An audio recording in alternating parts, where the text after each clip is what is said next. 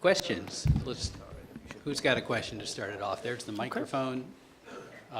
Hello, everyone. My name is Trisha Boyle. I work with the Sierra Club. My question is for Dr. Jane. I really enjoyed your presentation. My question is in regards to the $15 billion in economic loss. Does that economic loss also include the collateral damage of individuals who may die as a result of the sea level rise? And is that something that we're pushing more to the forefront to get people to be more serious and more conscious of the detrimental effects of the sea rising? It does not include that. That's a much more difficult number to arrive at, but it's obviously critically important, and thank you for shining a spotlight on that issue. Sorry. We've got some up here. Who's got the microphone? Bring it up. Good morning, Beth Blissman, Loretto Community. My question is for all the panelists, although it was inspired by Dr. Jane's comments on sea level rise and how we tend to respond, which is in more of a militaristic way. Let's build more walls. Let's, shore everything up. Let's build concrete. I mean, building walls is a theme right now, I guess, in our country.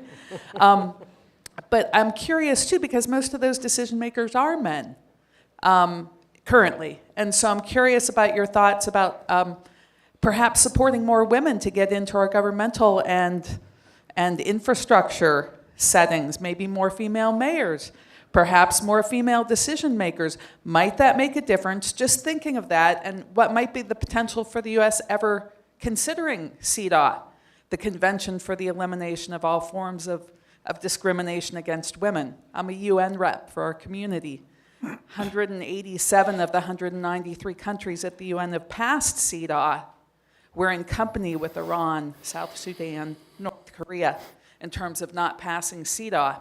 So your thoughts about that? This is related to gender equity and racial equity. Well, I actually can speak very directly to that from our mayors. When I started this gig in 2012, there was 2 women mayors on the entire Mississippi River.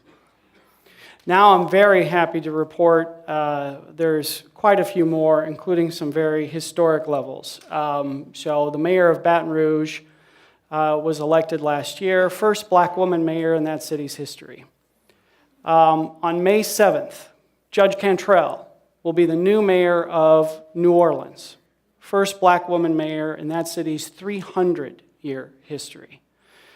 Some of the mayors in our cohort that are the most ambitious, the most driving, are the women. Mayor Joanne Smiley of Clarksville, Missouri. She is an inspiration to me.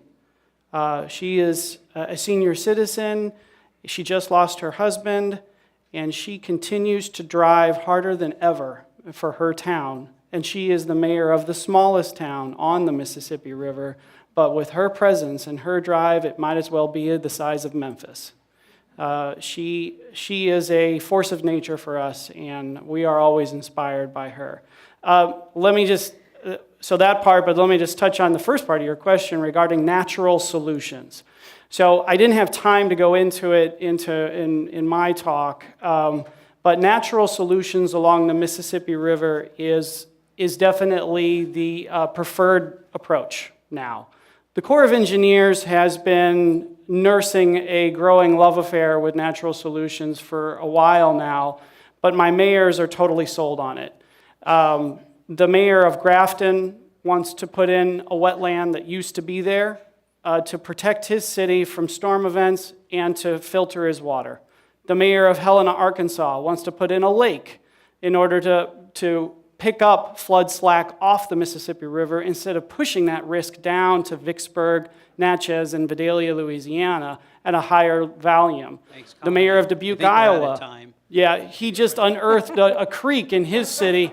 And just so you know this, the creek in his city that he unearthed, it was pipes under the ground that they buried a long time ago. It was the most destroyed area of his city. Now it's the most sought after property in his city because of that creek.